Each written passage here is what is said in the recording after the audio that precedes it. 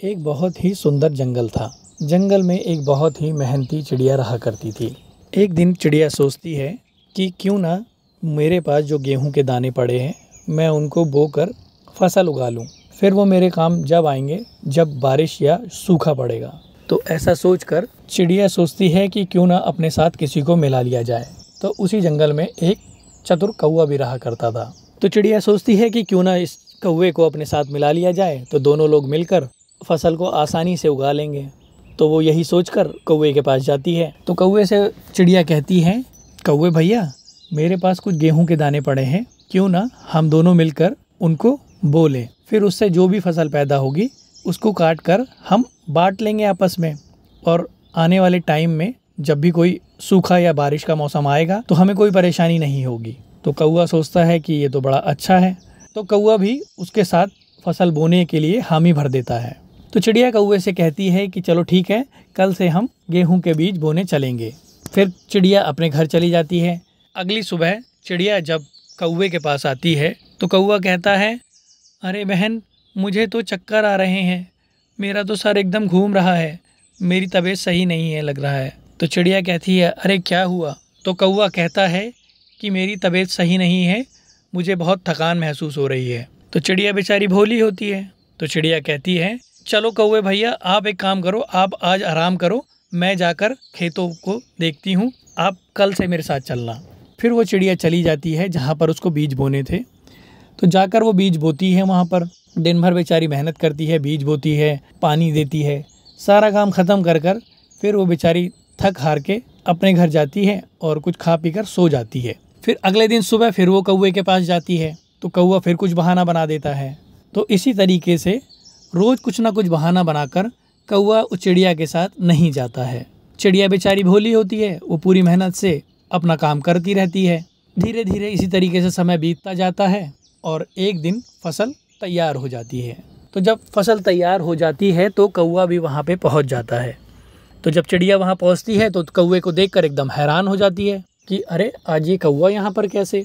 तो कौवा कहता है कि अरे बहन मुझे तबीयत मेरी ठीक लगी तो मैंने कहा कि चलो आज तुम्हारा हाथ बटाया जाए, तो चलो अब जल्दी से ये फसल हम काट लेते हैं।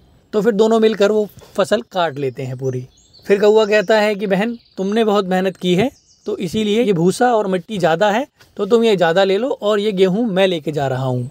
तो चिड़िया कहती है, अरे कौवे भैया आप ये क्या कह रहे हो, सारी मेहनत मैंने की और बीज तुम ले जा रहे हो।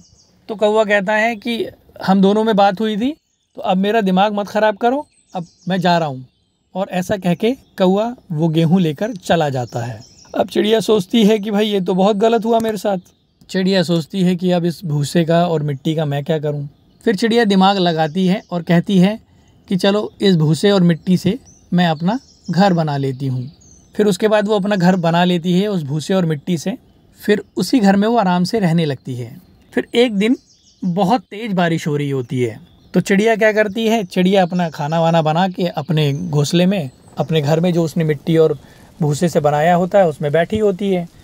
और बारिश इतनी तेज़ होती है कि उससे कौवे का घोंसला गिर जाता है और सारे के सारे गेहूँ उसके पानी में बह जाते हैं। तो कौवा अब परेशान हो जाता है कि अब भाई किस तरीके से मैं अपना गुजारा करूँगा, मेरा तो घोंसला टूट गया और मेरे सारे गेहूँ पानी में बह गए। तो उसको वो चिड़िया का घर नज़र आता है। तो वो जाता है और खटखटाता है।